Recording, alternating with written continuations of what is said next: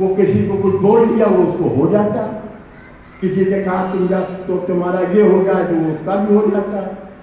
तो शक्ति को संभालना ये बड़ी शक्ति का काम है। शक्ति तो मिल जाती है लेकिन इसको लगातार संभालना। तो इतनी शक्ति पाने के बाद भी आपको फ्री नहीं होना है, काम वही करना है, फिर वही अपनी धारणा, अपना ध्यान और उसको बराबर लगाए रहिए।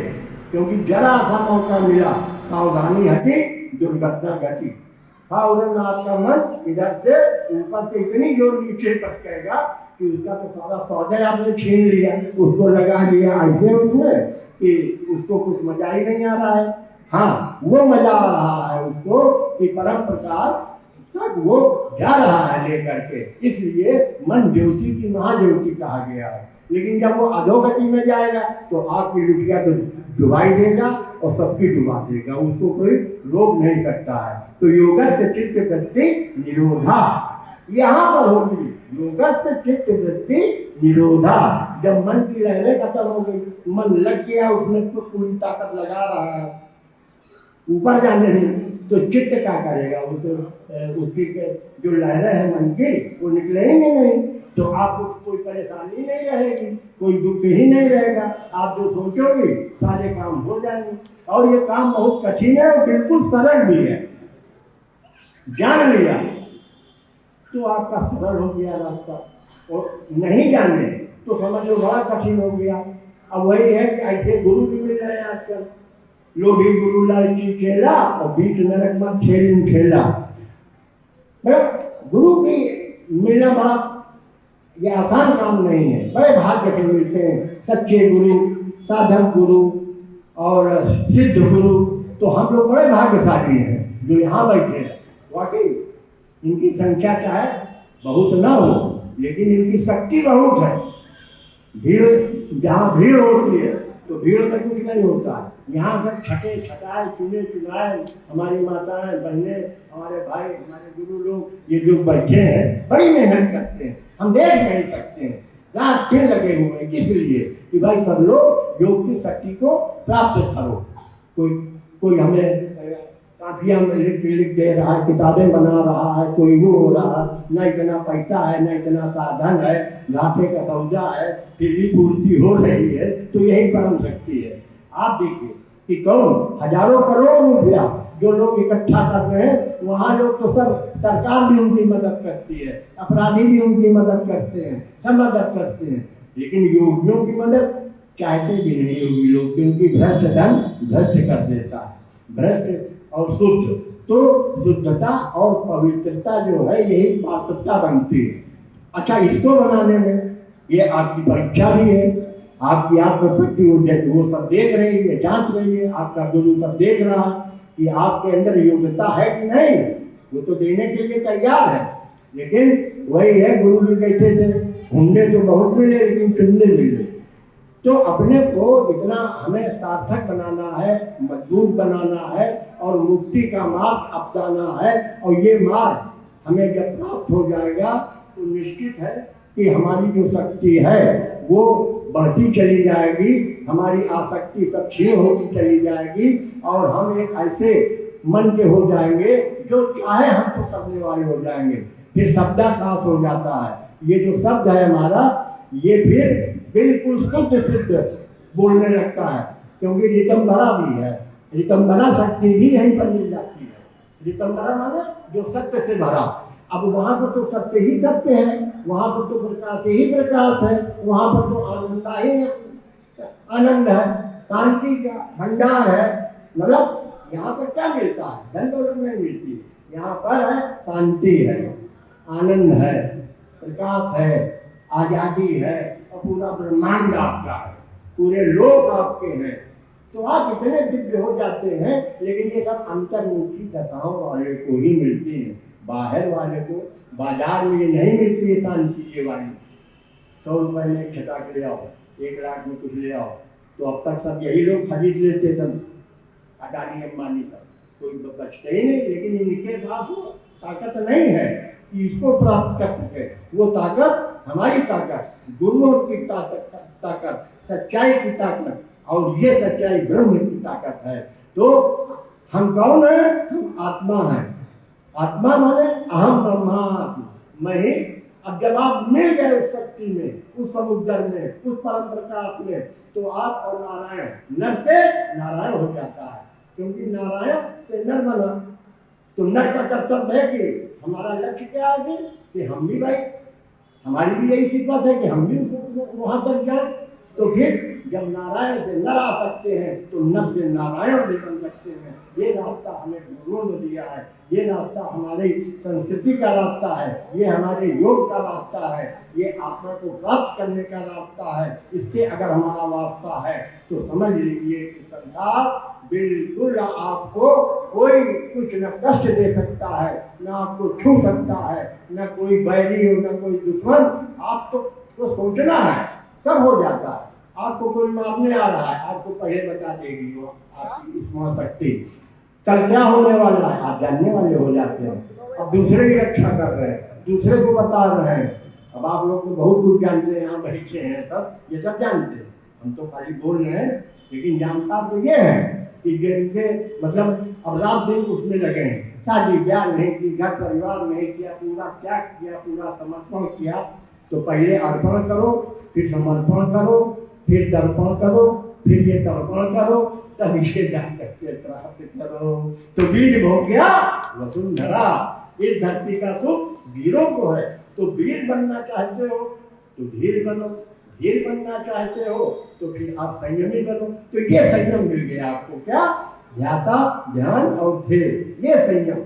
अब इस संयम को आप छोड़ना नहीं है, इसको पकड़ के रोज आपको वही काम करते रहना है। ये गुरुओं की सीख है। तो आप निरंतर जब तक जिंदा रहोगे तब तक आप सबकी रक्षा करोगे, सबकी पूर्ति करने वाले हो जाओगे, सब कुछ जानने वाले हो जाओगे।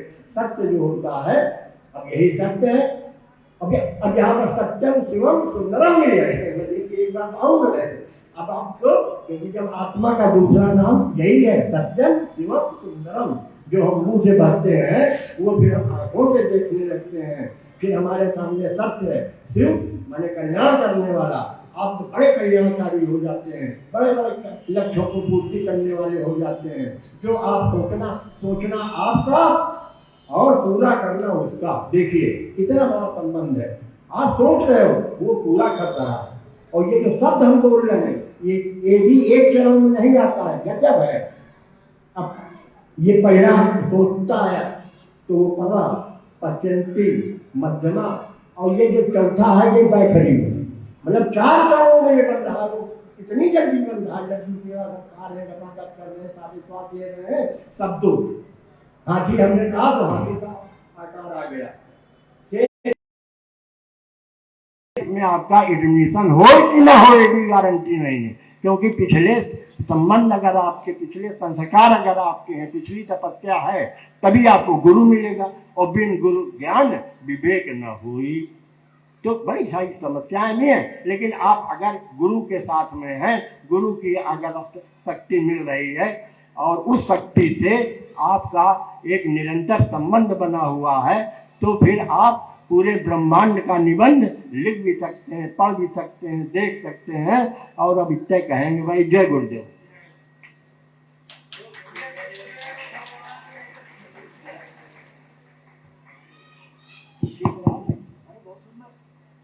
क्या योग से संबंधित कुछ भी आपने नहीं छोड़ा, कल से लेकर के और आज तक बिल्कुल योग के सागर में डुबकी लगाना अपने को है, बस आपने तैयार कर दिया है। शक्ति से, भक्ति से और आसक्ति को दूर करके शक्ति प्राप्त करो, भक्ति प्राप्त करो, योग में आओ और धारणा, ध्यान, समाधि से आप अपने जीवन के लक्ष्य को नर से नारायण बनने का उपक्रम आदरणीय दीक्षित जी ने बता दिया। यह मंडल आपके प्रति नतमस्तक है और साधुवाद भी दे रहा है। और मैं खास तौर से आप के लिए आशीर्वाद का आकांक्षी हूँ। कम से कम आप बहुत व्यस्त रहते हैं, लेकिन थोड़ा समय निकाल के जैसे आ गए हैं, तो लोकल होने के नाते आप कृपा करके दर्शन देते रहा करें। और हम लोगों को कल्याण करते रहें, मार्गदर्शन करते रहें। इस संबंध में थोड़ी सा बीच में 1 मिनट 2 मिनट और मैं लूँगा। कालपी से हमारे वैद्य जी पधारे हुए हैं पूरे अपने मंडल के साथ, और कालपी वह स्थान है जहाँ पर भगवान वेद व्यास का जन्म स्थली है। ऐतिहासिक तो है ही है, रानी लक्ष्मीबाई का वह रणभूमि का प्रमुख स्थान रहा है, और तब से लेकर के और अभी तक अंग्रेज़ों के पीरियड तक वहाँ पर अभी भी एक कोषागार बना हुआ है। बहुत नामो निशान उनका अभी है, थोड़ा सा रह गया है। और इसके साथ साथ साहित्य जगत से लेकर के आध्यात्मिक जगत और औद्योगिक जगत, और इसके बाद में अभी जो आप बहुत खोज और शोध की बात कर रहे थे, तो वहाँ पर इस तरह के भी बहुत ही ऊर्जावान और शक्तिमान विभूतियों का वहाँ पर स्थिति रही है, स्थान रहा है।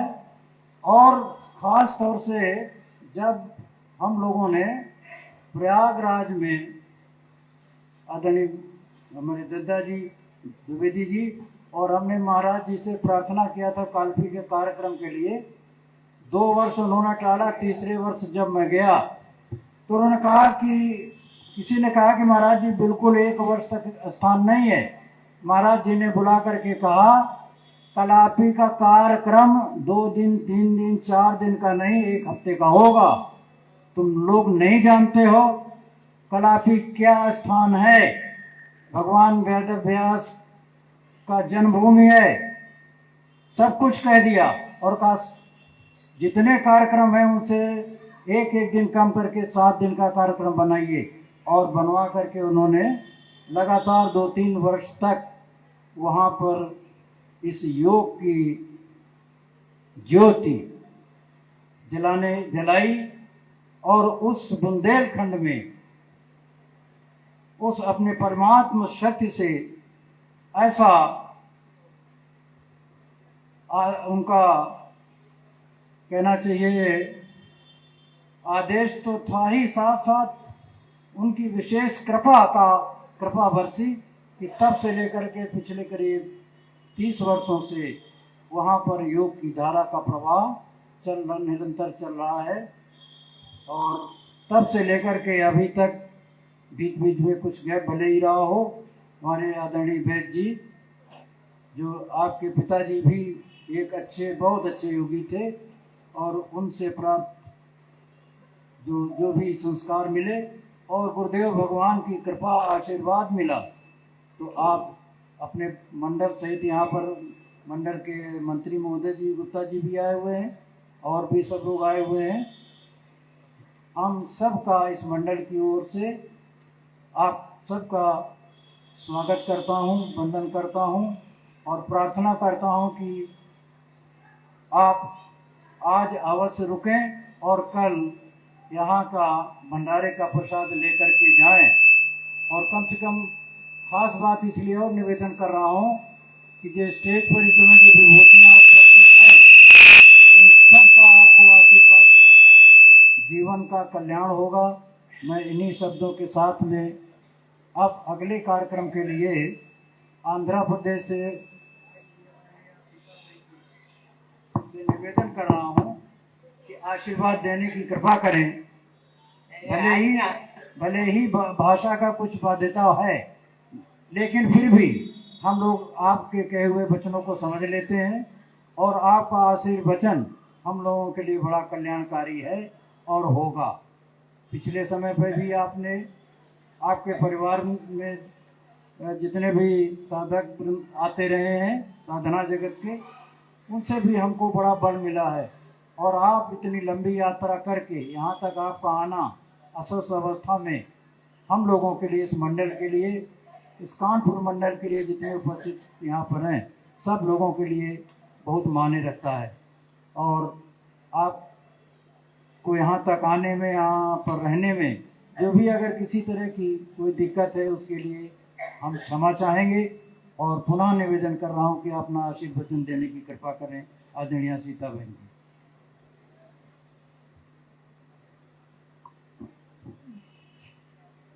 ब्रह्मानन्दं परमसुखदं केवलं ज्ञानमूर्तिं द्वन्द्वातीतं गगनसदृशं तत्त्वमस्यादिलक्ष्यम् एकं नित्यं विमलमचलं सर्वधी साक्षिभूतं भावातीतं त्रिगुणरहितं सद्गुरुं त्वां नमामि श्रीमद्गुरुं त्वां नमामि।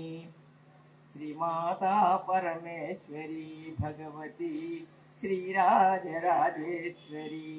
भक्तानामवनाय सद्गुरुतनं धृत्वानुगृह्णात्यलं तादृक्श्री परमेश्वरी परशिवा अभिन्नात्मचिद्विग्रहं वन्दे सद्गुरु सार्वभौममनिशं श्रीरामलालप्रभुं तं वन्दे सद्गुरु सार्वभौममनिशं श्रीरामलालप्रभुम्। वागीशाद्याः सुमनसः सर्वार्थानाम् उपक्रमे यं नत्वा कृतकृत्या स्युः तं नमामि गजाननम्। शारदा शारदाम्भोजवदना वदनाम्बुजे सर्वदा सर्वदास्माकं सन्निधिः सन्निधिं क्रियात्। सभायै नमः। वेदिकालङ्कृतेभ्यश्च सर्वेभ्यश्च नाम्ना नाम्ना विनम्रेण नमस्कारं प्रणामानि कृत्वा किञ्चिदत्र प्रथमतः गुरुर्ब्रह्मा गुरुर्विष्णुर्गुरुर्देवो महेश्वरः गुरुः साक्षात् परं ब्रह्म तस्मै श्री गुरवे नमः। ये श्लोक पर व्याख्यान करता हूँ आपका आज्ञा से, प्रभु जी का कृपा से। गुरु ब्रह्मा, ये श्लोक बच्चे को भी आ जाएगी ना श्लोक। गुरु ब्रह्मा गुरु विष्णु गुरु परमेश्वर, ये सिमिलैरिटी ब्रह्म इव गुरु ब्रह्म इव गुरु विष्णु इव गुरु, जस्ट लाइक सिमिलैरिटी का कदा योजना कब योजना करेगी। कुछ कुछ क्वालिटीज इक्वल दोनों का उपमेय उपमान उपमेय को समान धर्म। फॉर एग्जाम्पल चंद्र इव मुखम, चंद्र उपमान उपय वर्ण वस्तु वर्ण वर्णाना वस्तु उप मुखम, हीरोइन का कथानायक का मुखम, माताजी का मुखम कैसे है वो चंद्र युवा है। तो दोनों को क्वालिटीज क्या है, इक्वालिटी कैसे है। चंद्र युवा वर्तुलाकार और स्मूथनेस और प्रकाश, ठंडा के प्रकाश, ये क्वालिटीज है। वो भी अस्या मुखे है, इसलिए चंद्र इव मुखम ये उपमालंकार है। तथैव ब्रह्म इव गुरु, अत्र दोनों का क्या क्वालिटीज है, समान धर्म क्या है। ब्रह्मा क्या करते हैं, सृष्टि करते थे। गुरु क्या कहे, सृष्टि करते थे, है ना, नहीं है। तो उपमान से कैसे उपमान उपमय भय कैसे जीते, कैसे संयोजित है। कथम संस्कृत भाषा है तो अच्छा लगेगी, हिंदी अच्छा अच्छा तो बिल्कुल नहीं आती, अच्छा का क्या बात है। सो विष्णु इव गुरु, विष्णु क्या करते हैं, विश्व व्यापक पालन करते हैं। ये रजत ओ सत्वगुण प्रधान विष्णु पालन करते हैं सभी। गुरु क्या करते हैं, दोनों को क्या क्वालिटी है। महेश क्या करते हैं, ईश्वर प्रलय करते हैं, नाशन प्रलय युगांत का समस्त प्रलय में भूतेशन ईश्वर ना करते थे, उत्पत्ति स्थिति नाशन। ये प्रभु जी क्या क्या है, गुरु क्या क्या नाशन करते हैं। ये दोनों को उपमेय उपमेय का कैसे मिलेगा? कैसे ये श्लोक कहाँ कौन का कहा है? मैंने ब्रदर और कोई नहीं है, ये साक्षात परमेश्वर है ना, पार्वती प्रति कहा गुरु गीता में, और प्रमाण है ना उनका। ऐसे सोचते तो ब्रह्मा गुरु ब्रह्मा दिलांग हो गया, ब्रह्मा वो पुंलिंग शब्द है, तो मेन क्रिएटर सृष्टिकर्ता ब्रह्मा सृष्टि करते थे। गुरु क्या करते थे? गुरु भी सृष्टि करते थे। कैसे? विश्वेश्वर समारंभां रामलालार्य मध्यमां चंद्रमोहन पर्यंतां वंदे गुरु परंपरां नृसिंहयोगी पर्यंतां वंदे गुरु परंपरां। गुरु का क्या सृष्टि करते थे? शिष्य का पूर्ति। गुरु परंपरा ने शिष्य के प्रचार करके शिष्य सृष्टि करते हैं। विश्वेश्वर समारंभ, सृष्टि में प्रथम गुरु कौन है? दक्षिणामूर्ति दो विश्वेश्वर महाप्रभु जी, उनसे वो प्रथम गुरु है। द्वितीय कौन है? विश्वेश्वर समारंभ रामलाल आर्य मध्यम, रामलाल महाप्रभु जी का मध्यम, उनसे रामलाल प्रभु सृष्टि करता है। विश्वेश्वर महाप्रभु जी से रामलाल प्रभु जी आया, रामलाल से कौन आया? चंद्रमोहन जी। अंते मध्य बहुत बहुत महात्मा है। प्रभु जी का प्रथम शिष्य कौन है? हरिहरानंद स्वामी, दंडी स्वामी, ये थे सर्वे भी परिपूर्ण समाधि स्थिति में है, अभी तक है, अभी भी वो सर्वे चिरंजीवी ना है। वो सृष्टि करते थे ना। अनंतर हमारे हमको सबको जानते वाले 7 मेंबर्स, ये सृष्टि है ना, ये सब सृष्टि है। अनंतर ये ये प्रभु जी का ये सब लोग शिष्य है ना, परंपरा। ये सृष्टि कौन करना? गुरुए करना, गुरु जी करना है। सो ब्रह्म को गुरु जी को सिमिलैरिटी अच्छा है। और कुछ डीप से सोचते तो ब्रह्मा चतुर्मुख ब्रह्म, चतुर्मुख से चतुर्वेदा गच्छन्ति है। चार वेदा कैसे आया? वो पुरुष है। सुबेरे माता जी ने कहा ना, वो पुरुष से मानव मैनुअल नहीं हो, वो केवल उच्छ्वास निश्वास से ब्रह्मा के चतुर्मुख से चतुर्वेदा आ गई। वेदा का मीन क्या है? वेत्तीति वेदा विद ज्ञाने, वेदा मीन्स ज्ञानम। सो ब्रह्म से ज्ञान आ गया, गुरु से क्या आ गया हमको? ज्ञान। गुरु शब्द के वही मीनिंग है ना। गुरु 2 अक्षर है इधर, वर्ण। गुकारस्तंधकारः स्यात्, ऋकारस्त निरोधकः, अंधकार निरोधित्वात् गुरुरित्यभिधीयते। गुरु ये दोनों अक्षरों का डिफिनेशन यही है। गुकारः अंधकारः मीन्स अज्ञान, मानवों का अज्ञान। ऋकारः रौति नाशयति इत्यर्थः। सो वो नाशयति, हमारे संपूर्ण अज्ञान नाशयति कहा? गुरु। सएव गुरु। गुरवः भी अनेक सन्ति। ब्रह्म पूजादि का करने वाला भी ब्रह्मत्व वाले भी, हमको सचना व्रत विवाह की क्रिया वाले भी गुरु है। कॉलेज में पढ़ना है ना, अक्षराभ्यास है, वो भी गुरु है।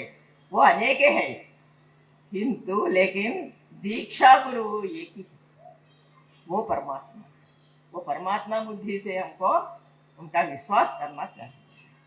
तो ब्रह्मा मुख से ज्ञान आया, गुरु मुख से भी हमको ज्ञान आया। इसलिए गुरुर ब्रह्मा, गुरुर विष्णु, साक्षात नारायण। सुबेरे कहा था ना, मेरा घर के पाद पूज करना के पिताजी ने चंद्रशेखर सरस्वती स्वामी जी ने लाया, कंची पीठाधिपति, वो अत्यंत महान भाव है। माता जी ने राजराजेश्वरी से ऐसा डायरेक्ट स्पीच उनका अलग दर्शन किए थे। वो दोनों भी अभिन्न है। चंद्रशेखरेंद्र स्वामी जी का माँ दुर्गा माँ और राजराजेश्वरी माँ ललिता माँ, ये इष्ट देवता नाम तो भैर है, आकार तो ध्येय स्वरूप एक ही है ना। इतना महान भाव है वो। वही मेरा गुरु घर आया, तभी प्रभु जी का तस्वीर पिताजी ने दिखाया। वो ऐसा करके साक्षात नारायण स्वरूप, ये मेरा आंख में प्रत्यक्ष अनुभव ये है, ये कहानी नहीं है। नारायण शब्द से क्या मीन है? केवल शंख चक्रधरा ब्रह्म विष्णु, गुरु ब्रह्मा गुरु विष्णु इतने।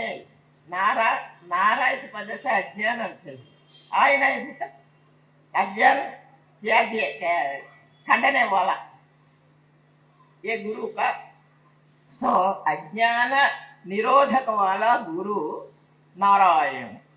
सैव शिव भी हमको चंद्रमा जेठ पिताजी कहते हैं, महाराज जी प्रभु जी चंद्रमोहन जी शिव स्वरूप, शिव प्रीति उनका, वो शिव स्वरूप कहते थे। गुरु जी ने दासवाल जी ने, ठीक है, शिव स्वरूप, शिव का कृष्ण भक्ति अधिक है, ये भी कहना है ना। शिव स्वरूप, शिव का नाम मीन क्या है? केवल नागभूषण ऐसा ऐसा है ना, ये शिवा मंगल स्वरूप।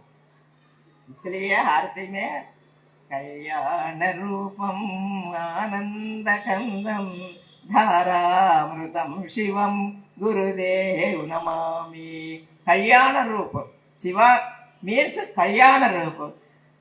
परमेश्वर गल में क्या है? क्या है? विषम, गरलम, गरलम है। परमेश्वर का कंठ में गरलम है। शिव रूप परमात्मा गुरु के कंठ में क्या है? कल्याण रूपम आनंद कंदम धारामृतम, अमृत है। पर गुरु जी का कंठ में, गुरु का कंठ में अमृत है। सो स्टेज कैसे ऊपर है? गुरु ऊपर है, शिव का। सो ब्रह्मा सृष्टि करता, गुरु सृष्टि करता है, विष्णु पालन करता है। गुरु सर्वव्यापक, विष्णु शब्द से सर्वव्यापकत्वम इत्यर्थः। विश्वं विष्णुर्वषट्कारः। विष्णु नाम, विष्णु सहस्रनाम में फर्स्ट नाम एक क्या है? विश्वं विष्णु। विष्णु नाम क्या है? विश्व, विश्वव्यापक।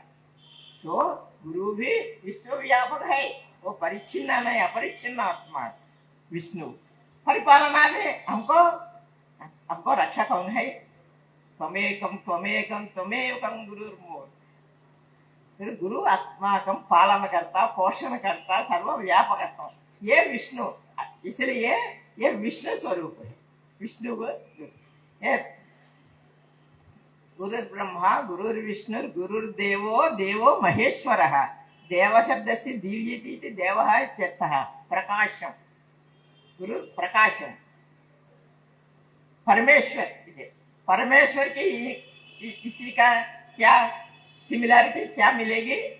परमेश्वर अंत करेगा सब। परमेश्वर गुरु क्या करेंगे? हमारे अज्ञान संपूर्णतया तलवार से छेद गए। परिपूर्ण तो हमारे कुछ भी हो, शिष्य कुछ भी हो, माता धन ज्ञान विज्ञान भेद कोई नहीं गुरु का। सब लोग एक ही है गुरु का। सबका भी अज्ञान छेदन वाले हैं। इसलिए गुरु ब्रह्मा गुरुर्विष्णु गुरुर्देवो महेश्वरः। गुरु साक्षात परम ब्रह्म। अत्र परम ब्रह्म, अत्र शॉर्ट हो गए ब्रह्म न परम नपुंसकलिंग। परम ब्रह्म इति त्रिगुणात्मक तृतीय त्रिगुणात्मक ब्रह्म अतीत ब्रह्म ఏకం అద్వితీయం బ్రహ్మ ఏ నపుంసకలింగం అంటే నిర్గుణాత్మకం ఇంకా గుణ रूपराहित्यम रूप गुणादि कोई नहीं निर्गुण पर ब्रह्म सएव निर्गुण ब्रह्म हमारा के लिए प्रथमतः गुरुस्थान कहा है त्रिमूर्ति अतीत पराशक्ति भिन्न सर्वप्रथम सगुण साकार रूपम रामलाल प्रभु जी सगुण साकार निर्गुण पर ब्रह्म सगुणाकार रूपेण हमको क्यों आया वो सौलभ्यम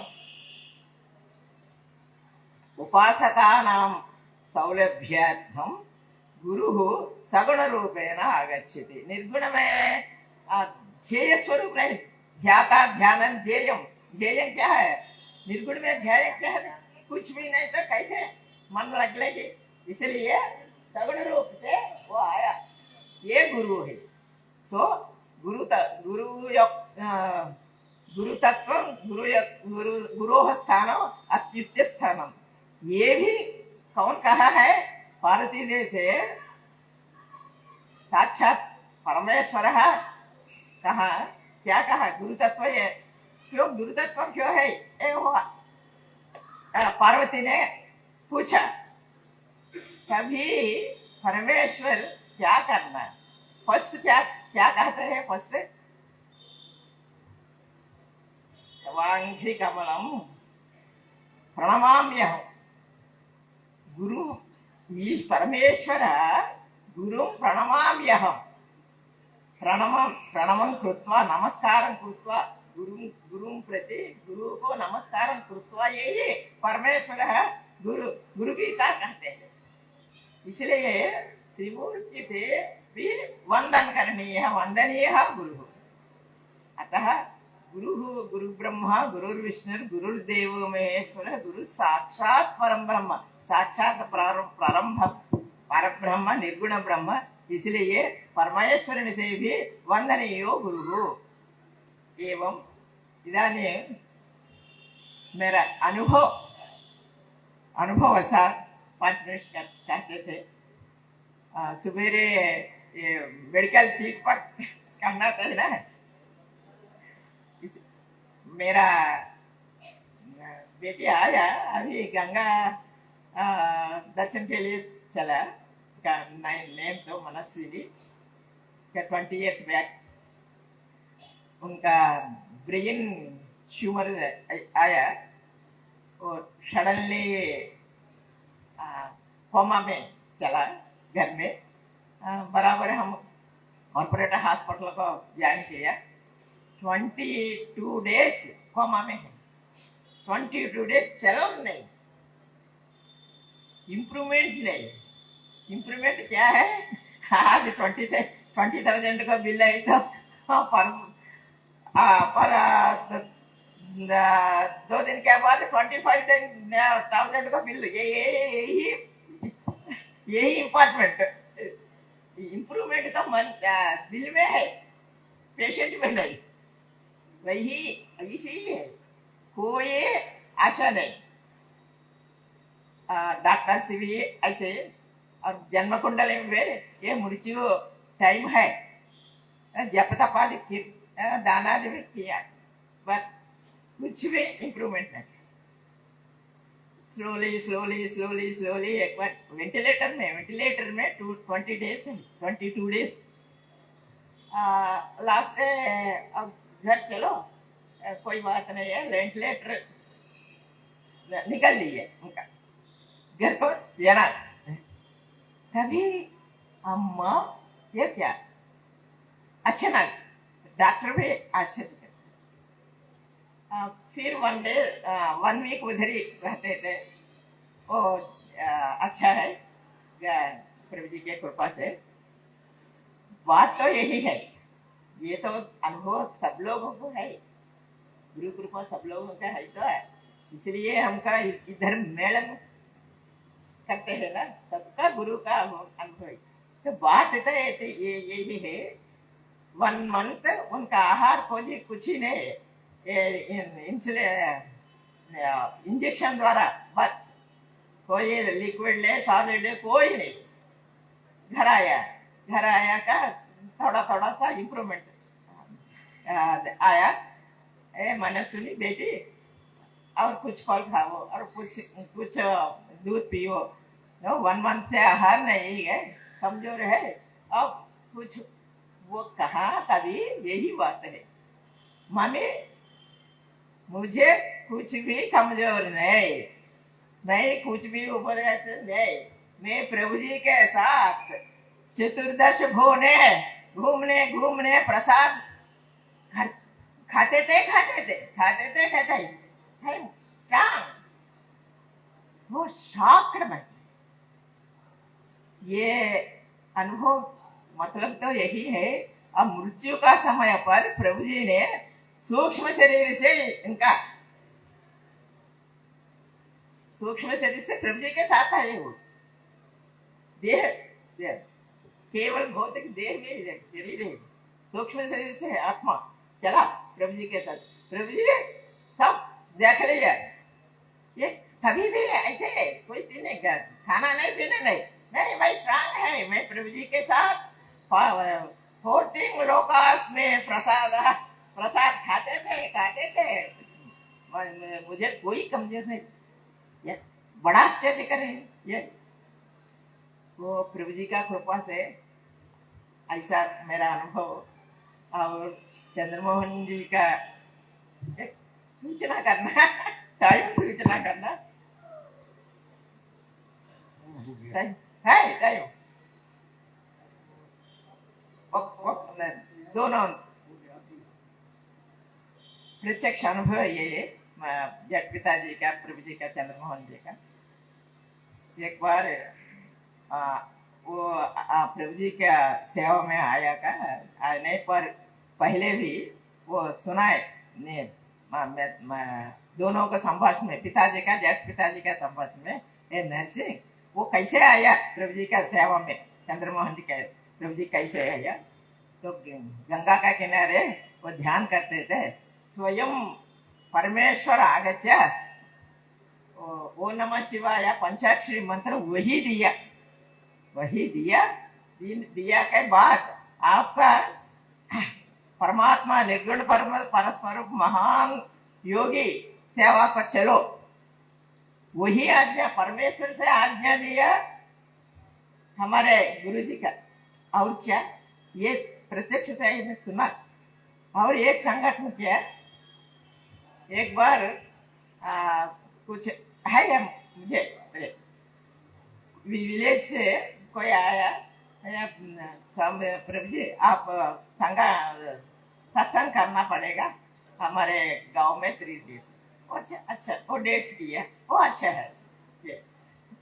फिर जब भैया है उनका पीए प्रोग्राम चार्टर्ड वाले, वो ये प्रभु जी कैसे किया इसी डेज में अदर प्रोग्राम 1 मंथ के बिफोर अब फिक्स्ड हुआ ना, ये डेट में कैसे हो गया।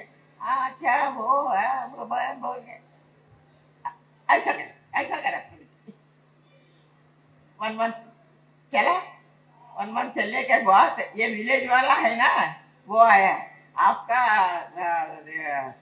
सत्संग तो बहुत अच्छा है, अरे मैं आप बहुत आनंद करते और फिर भी आए ना, ये तो उधर भी चलना है। उधर फर्स्ट मंथ में फिक्स्ड किया ना, उधर भी सत्संग चलना चंद्रमोहन जी प्रभु जी से, इधर भी सत्संग चलना।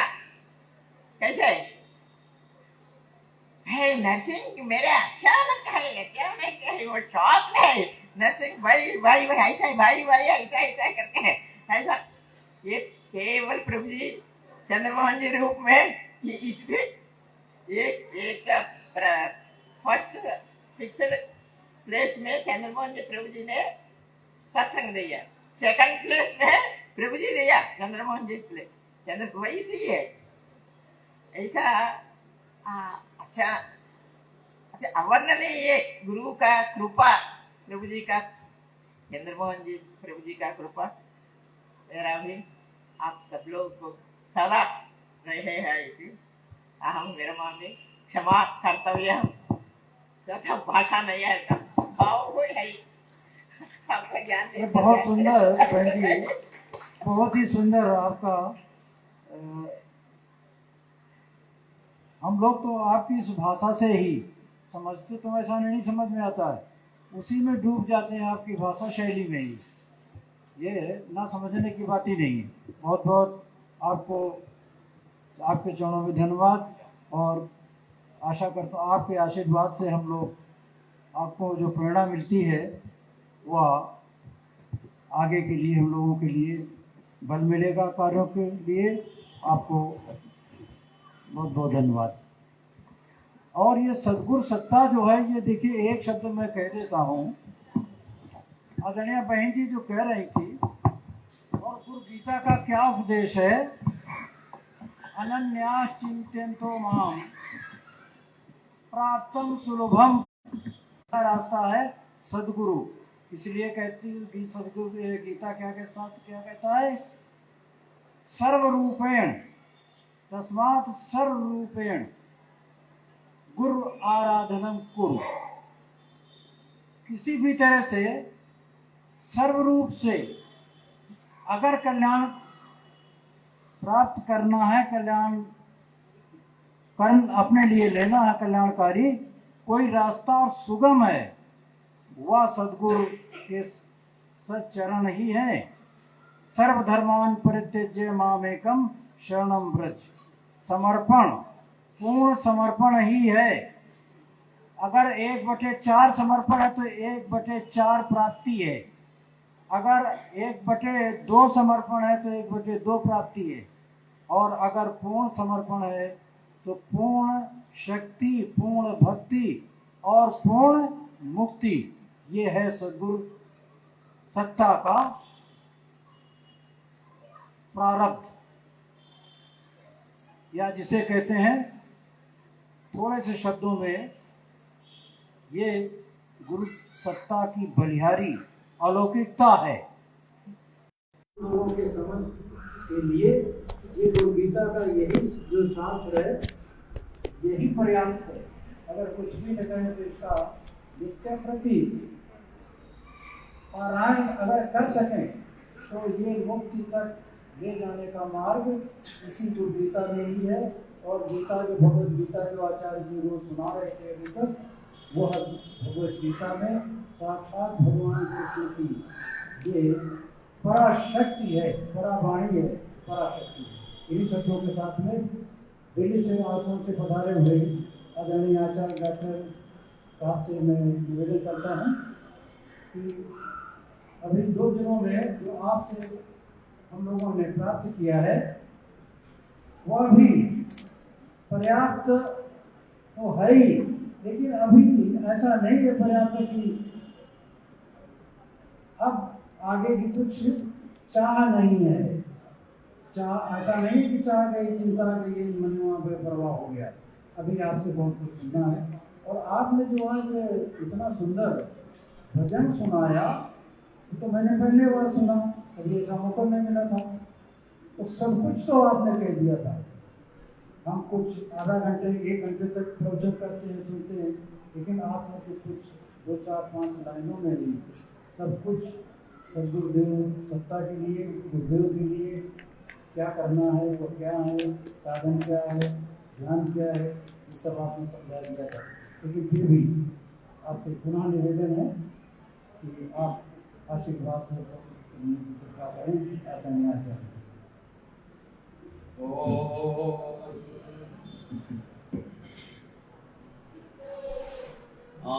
आनन्दमानन्दकरं प्रसन्नं ज्ञानस्वरूपं निजबोधरूपं योगीन्द्रमीड्यं भवरोग्यवैद्यं श्रीमद्गुरुं नित्यमहं नमामि। श्रीमद्गुरुं नित्यमहं नमामि। यस्य प्रसादात् पतिताः सुपावना भवन्ति संसारसुतारणा शिवा। योगीश्वराणां परमेश्वरं हरिं श्रीरामलाल प्रभुमीशमाश्रये। श्रीचन्द्रमोहन गुरुमीशमाश्रये।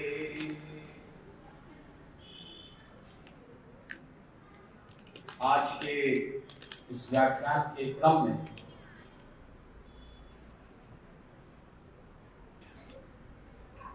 जैसा कि अभी आदरणीय सीता बहन जी बोल रही थी, गुरु तत्व की महिमा उन्होंने सुनाई और आनंद कंद श्री प्रभु जी की अलौकिक प्रभु जी की कृपा का प्रसंग मेरे बुद्धि में घूम रहा था। योगीराज श्री नरसिंह मूर्ति जी महाराज के पुत्र हैं आदरणीय श्री गुरु प्रसाद शास्त्री, उनकी पुत्री है मैत्रेयी। वैसे तो वो उनके छोटे पुत्र चंद्रशेखर की पुत्री है, पर पालन पोषण इन्होंने किया है तो उन्हीं की पुत्री है। वो बालिका अभी कुछ दिनों पूर्व गुरुदेव भगवान के द्वारा स्थापित दिल्ली आश्रम में आई थी और उसने मुझको एक प्रसंग सुनाया था कि कैसे श्री महाप्रभु जी ने उसको जीवन दान दिया। यह घटना 2018 की है। हमारा शास्त्रीय सिद्धांत है, गुरुदेव भगवान अपने मुखारबिंद से कहते थे, यस्मिन् देशे वसेत योगी ध्यान योग विचक्षण सोपि देशो भवेत् पूता किम पुनस्तस्य बांधवा। जिस देश में योगी निवास करता है वो पूरा देश, वो पूरा स्थान पवित्र हो जाता है। सोपि देशो भवेत् पूता, वो पूरा स्थान पवित्र हो। किम पुनस्तस्य बांधवा, बांधवा माने उनके जो बंधु बांधव हैं, शिष्यगण हैं, उनका तो कहना ही क्या है। कहने का अभिप्राय ये है कि योगियों के बंधु बांधवों में भी कृपा का प्रवाह चलता है, बशर्ते यदि वो गुरुदेव के प्रति श्रद्धास्पद हैं, श्रद्धा का भाव रखते हैं, अनन्य चिंतन करते हैं, तो वो कृपा का प्रवाह कई पीढ़ी तक परिवार में भी चला करता है। योगीराज श्री नरसिंह मूर्ति जी महाराज हमारे महाप्रभु जी के अन्यतम शिष्यों में रहे हैं। तो महाप्रभु जी 1938 में अपना लीलावसान करने वाले थे। उसके लगभग 1 वर्ष पूर्व श्री प्रभु जी ने उनको उनके घर भेज दिया और योगीराज श्री नरसिंह मूर्ति जी महाराज के घर पे पत्र भेजा कि भाई उनके परिजनों को किनको ले जाओ। नरसिंह मूर्ति जी महाराज के परिजन आए उनको ले जाने के लिए, तो छुप गए, नहीं जाना चाहते थे प्रभु जी के चरणों को छोड़कर। तो प्रभु जी ने पकड़ के बैठा लिया कि नहीं, तुमको जाना है, दक्षिण भारत में योग प्रचार करना है। प्रभु जी ने बहुत बड़ा कार्य दक्षिण भारत में योग प्रचार का उनसे लेना था। कि प्रभु जी चुनते हैं सबको, गुरुदेव भी चुनते हैं किससे जो कार्य कराना है। तो नरसिंह मूर्ति जी महाराज ने कहा कि प्रभु जी मैं लौट जाऊंगा, आपके चरणों से बिछुड़ जाऊंगा। प्रभु जी की आज्ञा थी कि विवाह भी कराना है। विवाह हो जाएगा तो मैं तो गृहस्थी के जंजाल में उलझ जाऊंगा, फंस जाऊंगा, डूब जाऊंगा। तो प्रभु जी ने क्या उत्तर दिया? प्रभु जी ने कहा कितना डूबेगा, कितना डूबेगा? फिर कहा इतना डूबेगा, इतना डूबेगा, पूरा डूबेगा। बोले यदि तू पूरा भी डूब जाए तो कोई बात नहीं, मैं चाहूंगा तो तेरी चोटी पकड़ के खींच लूंगा।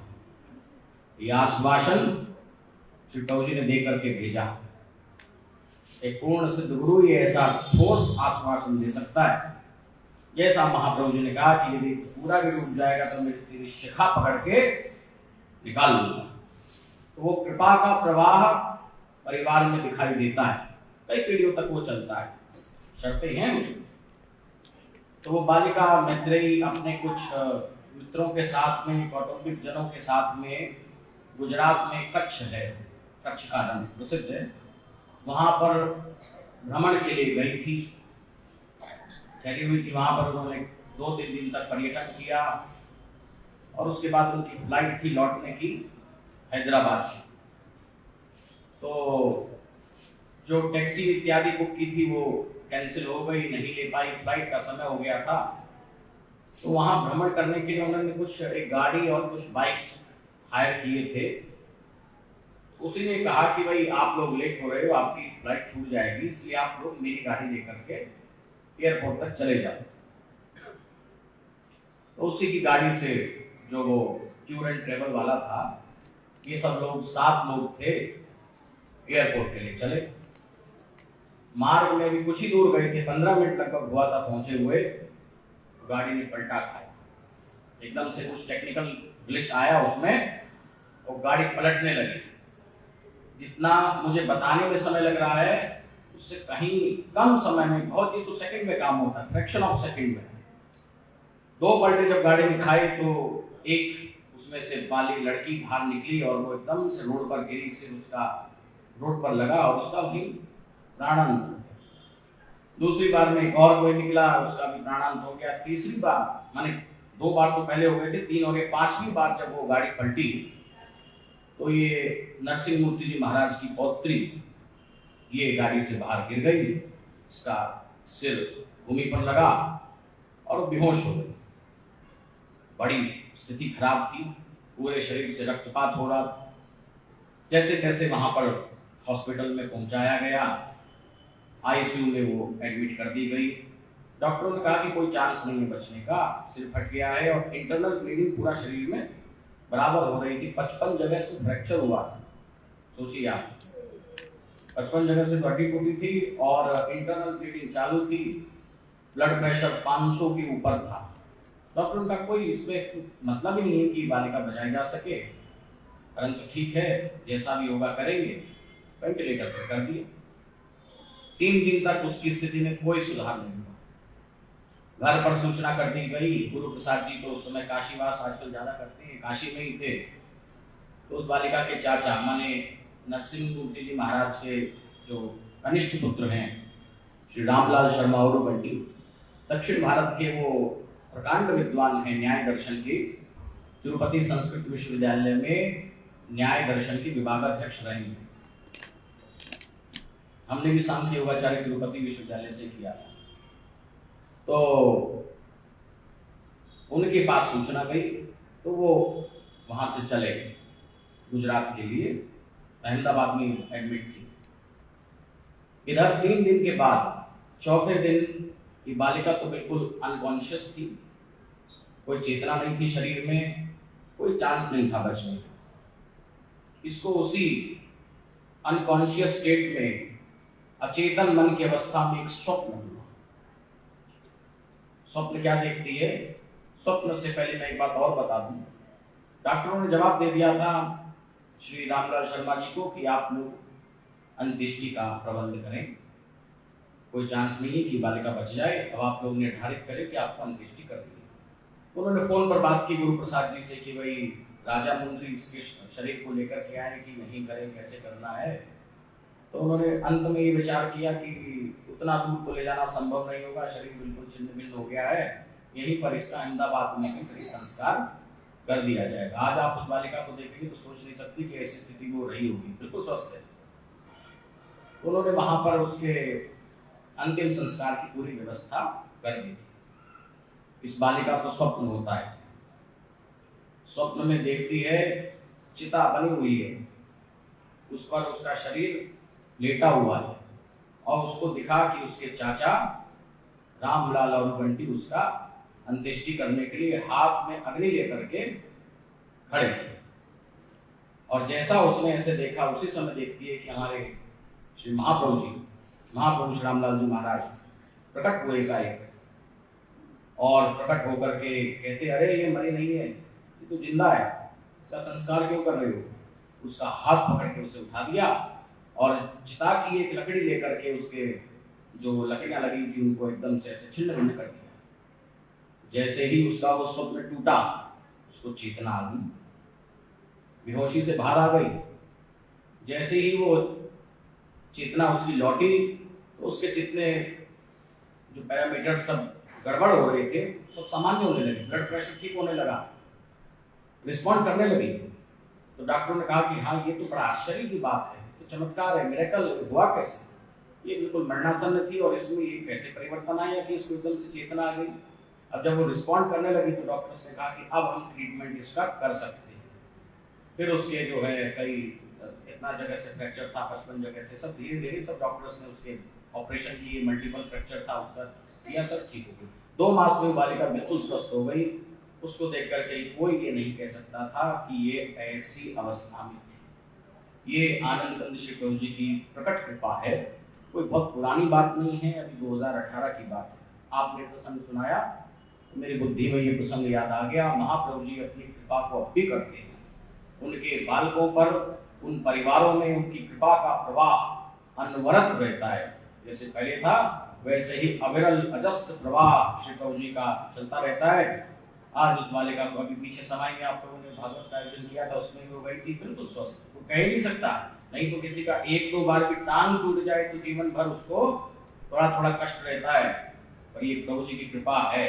ये योगी विश्व महाप्रभु श्री महाराज की जय, सतगुरुदेव भगवान की जय। सतगुरुदेव भगवान की जय। तो मेरे मन में इस प्रकार की बहुत बातें आ रही थी। कल हमारे आदरणीय आचार्य जी बाबा जी यहाँ बैठे हैं, ये अपने प्रवचन में बता रहे थे कि कैसे स्त्रियों पर प्रभु जी की कृपा का प्रवाह रहा है। राजकुमार के परिवार की देवियां बैठी थी यहाँ बैठी थी, इनके जीवन में कैसे ध्यान स्थिति इतनी उन्नत है, वो प्रत्यक्ष में उदाहरण है बताया। सुशीला देवी का उदाहरण दिया, जेलर साहब की पत्नी, 12-14 वर्ष हो गए होंगे उनका शरीर पूरा हुआ, मेरे ख्याल से मैं समाई में अनुष्ठान कर रहा था उस समय, तब उनका देहावसान हुआ था। उनके लड़कों ने वीडियो वगैरह बनाई थी, मुझको याद है। तो ऐसी ऊंची ध्यान स्थिति उनकी थी। उसी प्रसंग में मुझको एक और देवी का स्मरण आ रहा था, आप जानते हैं अच्छे से, मनोरमा देवी, चंडीगढ़ वाली मनोरमा। उनकी ध्यान स्थिति भी बहुत ऊंची रही है, आज भी वो अभी जीवित हैं, 88-89 वर्ष की हो गई हैं। और चंडीगढ़ में गुरुदेव का योग प्रचार कार्यक्रम होता था। मनोरमा महंगी ध्यानस्थ खड़ी रहती थी घंटों, गुरुदेव भगवान उनको शक्ति कह करके बुलाया करते थे। हमारी माँ बहन जी को शक्ति कहती थे, मनोरमा बहन जी को भी गुरुदेव शक्ति इसी शब्द से संबोधित किया करते थे। एक बार कुछ लोगों ने वहां शंका की, यहाँ कैसा ध्यान चलता है, तरह तरह के लोगों को क्रियाएं होती हैं, जो लोग अनभिज्ञ हैं उनको शंका हो जाती है इस प्रकार की क्रियाओं को लेकर कि क्या ध्यान है, कैसा ध्यान है, कोई इधर पड़ा। नमामि शंभुम पहले कितने हम छोटे थे, जब बच्चे थे, देखते थे कितने 20-20, 40-40 लोग नमामि शंभु धड़ पट गिरते थे। शक्तिपात का प्रवाह है। तो किन्हीं लोगों ने शंका की, गुरुदेव ने शंका की निवृत्ति मनोरमा बहन जी के माध्यम से करवाई। गुरुदेव ने दिखाया कि अमुक व्यक्ति फलाने स्थान से आया है, मनोरमा तुम जाओ, शक्ति तुम जाओ, उस व्यक्ति को हमारे पास लेकर के आओ। ध्यानस्थ अवस्था में वो देवी आंखें बंद किए हुए उस व्यक्ति के पास गई, उसका सिर का बाल यहाँ से पकड़े और ला करके गुरुदेव के सामने आंखें बंद किए ले आई। तो गुरुदेव ने कहा कि देखो ये ध्यान में है, इसकी आंखें बंद हैं, ये बाहर की दृष्टि से नहीं देख रही है, अंदर की आंखों से देख रही है, अंतर दृष्टि से देख रही है। प्रकट में दिखाया स्त्रियां शक्ति स्वरूपा होती है।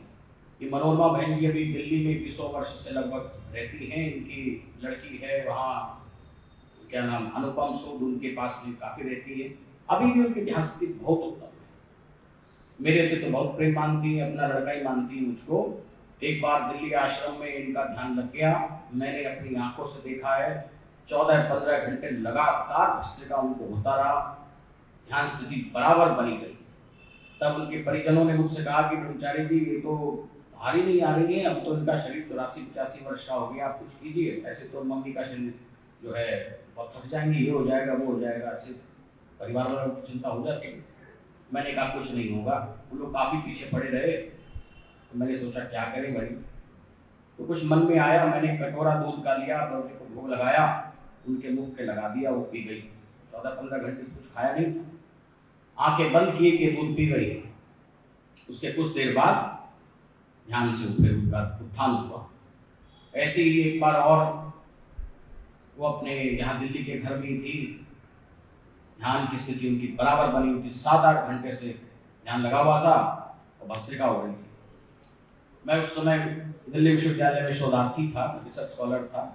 गया हुआ था मैं विश्वविद्यालय, मेरे पास फोन आया उनकी बेटी का, अनुपम सूद का। अनुपम सूद की ध्यान से भी बहुत रुचि है कि ब्रह्मचारी जी मम्मी के तो ध्यान लगा हुआ है और 7-8 घंटे हो गए हैं, बराबर भस्त्रिका चल रहा है, और जब जब थोड़ा सा भयमुखी होती है तो आपका नाम लेती है, देवेंद्र को बुलाओ तो आप आ जाइए।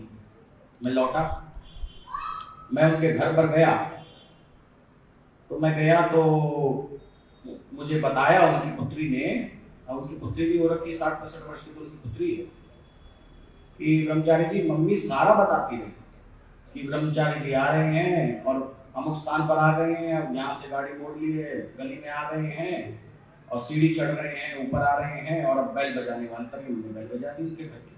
माने वो ध्यान में सब देख रही थी। मैं गया, उसके बाद भस्त्रिका उनका बराबर और तेज होने लगा। मैंने वही कार्य किया, दूध का एक कटोरा लिया, उनके प्रभु जी को भोग लगा करके लगाया, दूध पिया, उसके बाद वो धीरे धीरे यथास्थिति में आ गई। कहने का मेरा अभिप्राय ये है कि स्त्रियां तो गुरुदेव भगवान कहते थे शक्ति स्वरूपा होती है।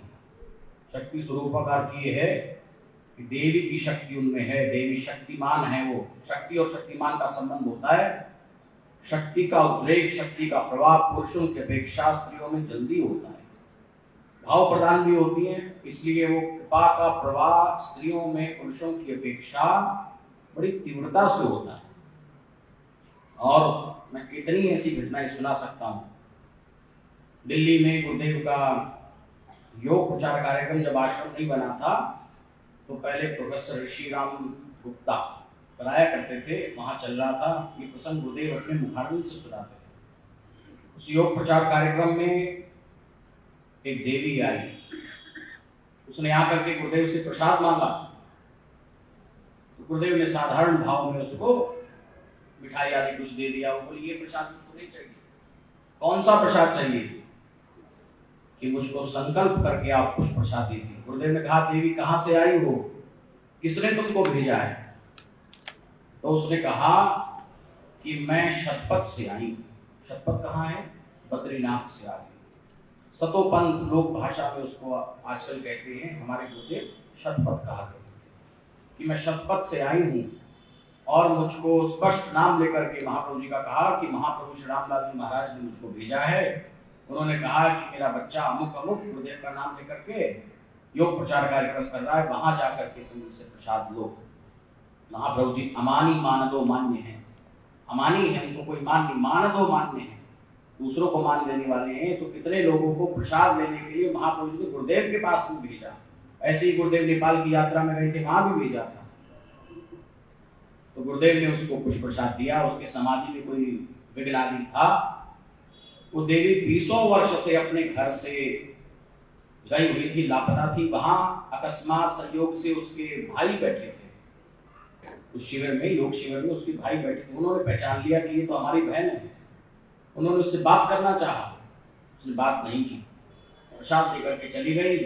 कुछ देर जाती हुई दिखाई दी, अंतर्हित हो गई, अंतर्धान हो गई। ऐसी योग स्थिति उसको अभ्यास के बल से, सिद्धों की कृपा से प्राप्त हो। और जो भी कोई सिद्ध बनता है, किसी पर कृपा होती है, तो कहीं ना कहीं वो हमारे महाप्रभु जी की लाइट है, हमारे गुरुदेव भगवान की लाइट है। देखो वो कोई हमारे आश्रम से नहीं थी, हमारे संप्रदाय से नहीं थी, और मालूम नहीं किसकी शिष्या थी, पर महाप्रभु जी की दृष्टि उस पर पड़ी और गुरुदेव के पास में उसको भेजा। तो ये जो हमारी सिद्ध परंपरा है, इससे ही सिद्ध बनते हैं। नान्य पंथा विद्यते अयनाय, और कोई मार्ग नहीं। तो ऐसे कृपा का प्रवाह प्रभु जी का बराबर चलता रहता है। स्त्री हो चाहे पुरुष हो, सब में वो कृपा का प्रवाह अजस्र प्रवाह है, अविरल प्रवाह है। श्री प्रभु जी की कृपा में कोई कमी नहीं है। तो प्रसंग इस प्रकार का चला था। तो मुझे ये 2-3 घटनाएं इस प्रकार की याद आई। एक बात मैं और बताऊं, हमारे 20वीं शताब्दी में हमारे महाप्रभु जी ऐसे हुए हैं जिन्होंने बराबर स्त्री और पुरुष का भेद किए बिना सबको योग दीक्षा दी। उन्होंने स्त्रियों को भी योगिनी बनाया है। नहीं तो उस समय के बड़े बड़े महात्मा महेश योगी के गुरुदेव ब्रह्मानंद सरस्वती स्त्रियों का दर्शन नहीं करते थे, उसी काल के महात्मा थे, बल्कि बात के थे। तो समय ऐसे समय में भी रूढ़िवादिता को हमारे महाप्रभु जी ने तोड़ा, बराबर सबको एक समान। आजकल वुमेन एम्पावरमेंट की बात सब लोग करते हैं, स्त्री सशक्तिकरण की। स्त्री सशक्तिकरण का कार्य हमारे महाप्रभु जी ने किया है। सबको समान रूप से योग दीक्षा दी, बिना कोई लिंग भेद, अधिकारी भेद तो मानते हैं, आज भी मानते हैं, मानना भी चाहिए, वो तो शास्त्रीय है, परंतु लिंग भेद को प्रभु जी ने नहीं माना। सबको समान रूप से योग मार्ग में लगाया है। महात्मा ऋषि देवी जिनकी दीक्षिता में बैठी हैं, और माता द्रौपदी देवी इनको योगिनी बनाया और दीक्षा संपन्न बनाया, दीक्षा देने का अधिकार दिया हमारे महाप्रभु जी। ऐसा कौन करता है? वो भी आज से 100-125 वर्ष पूर्व के रूढ़िवादी समय में ये जो मिथ है, ये सब मिथक प्रभु जी ने तोड़े हैं। आप एक हमारे श्री महाप्रभु जी की कथाओं में हरनाम दास की कथा आती है ना, जो स्वहस्त लिखित पुस्तक है। प्रभु जी ने अपने आप एक पुस्तक लिखी है, अपनी डायरी में कुछ अपने संस्मरण लिखे थे, वो है स्वहस्त लिखित। उसमें हरनाम दास की कथा श्री प्रभु जी ने, महाप्रभु जी ने वर्णन की है। कथा ऐसे है, कथा में क्यों सुना रहा हूं कि मैं ये सुना रहा हूं कि प्रभु जी ने प्रचलित परंपराओं को तोड़ करके योग के सिद्धांत को कैसे स्थापित किया। तो कथा ये है, प्रभु जी भ्रमण करते हुए एक बार वृंदावन में गए। तो वृंदावन में हमारे श्री प्रभु जी ने, प्रभु रामलाल जी महाराज ने एक महात्मा को देखा। तो देखा तो उस महात्मा का स्वरूप कैसा था, उसका एक पैर एक पांव तो ऐसा हो रखा था जैसे पिघल गया हो, जैसे ईंट पिघल जाती है ना, ऐसा बिल्कुल पतला हो गया था। एक पांव उसका इतना मोटा, हाथी के पांव के जैसा सूजा हुआ था। महाप्रभु जी ने उस महात्मा से पूछा कि भाई आप कौन सी साधना करते हो? महात्मा सरल थे, सरल हृदय थे। उसने कहा कि पौष और माघ के समय में, माने जाड़े के समय में, जनवरी फरवरी के समय में हम जलशैया करते हैं। जलशैया होती है, जल के अंदर बैठे रहना गर्दन तक के जल में। और ग्रीष्म ऋतु में, जेठ के महीने में हम पंचाग्नि तापते हैं, ऐसे चारों तरफ अग्नि जला करके बीच में बैठ जाते हैं। दिन रात हम यही कार्य करते हैं। देखो महाप्रभु जी की दृष्टि उस पर पड़ गई। प्रभु जी ने देख लिया कि ये जिज्ञासु तो है, पर इसको मार्ग ठीक नहीं मिला है, इसको ठीक मार्ग मिलना चाहिए। दृष्टि प्रभु की पड़ गई। अब उसके बाद प्रभु जी ने उस समय तो कुछ नहीं किया, देख लिया बस।